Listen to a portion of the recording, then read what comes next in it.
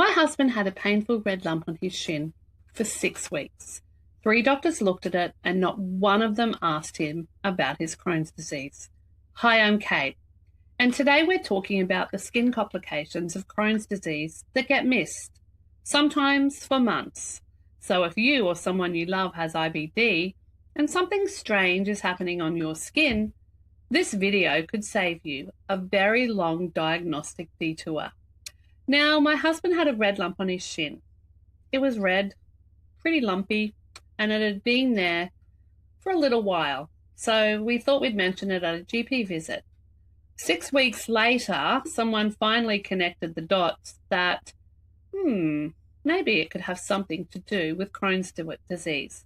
And we had seen 3 separate doctors. They treated the skin in isolation, with each one assuming it was just a skin thing.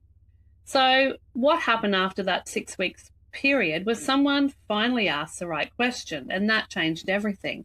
They said, is this something to do with your Crohn's disease? And they treated it accordingly. So here's what most people miss, including a lot of GPs, and sometimes even some dermatologists. Crohn's disease is not just a gut condition, it's systemic inflammation. And the skin is one of the most common places that inflammation shows up outside the bowel. Research suggests that somewhere between 20 and 40% of people with IBD will experience at least one extraintestinal manifestation, and skin is right at the top of that list. The problem isn't that these conditions are rare. The problem is that there's no Crohn's connection. It's routinely missed because the skin is treated as a separate system. So what do these skin conditions generally look like? Well, one is tender, raised, red to purple nodules, usually on the shins. That was my husband's. Often the first visible sign that gut inflammation is active or worsening. So sometimes it can be found that you notice that on your shin and then suddenly you go and get a blood test and yeah, sure, your markers are all up and a flare's on the way.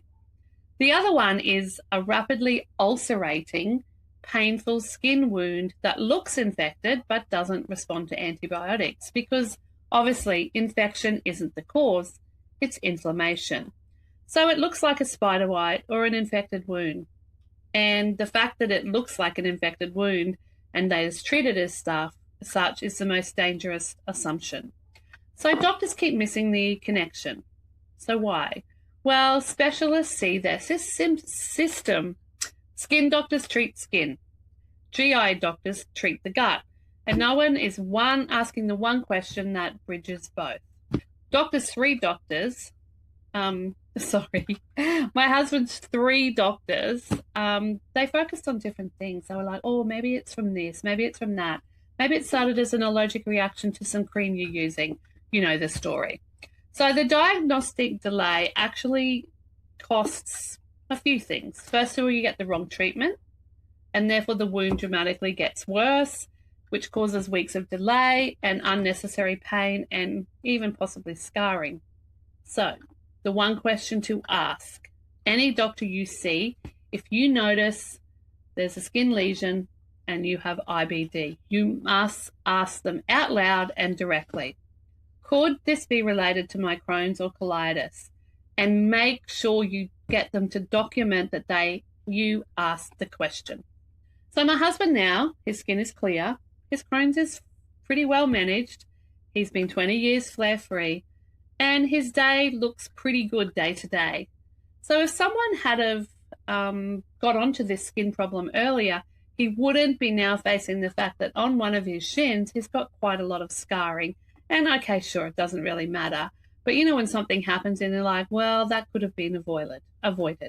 So the realistic picture for someone watching this video is that there's a little bit of a gap in diagnosis right now.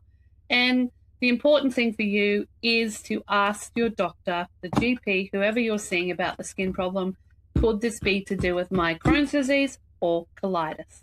Now, if you found this useful, share it with someone who has IBD, because the person who needs this information most is probably not the one searching for it yet.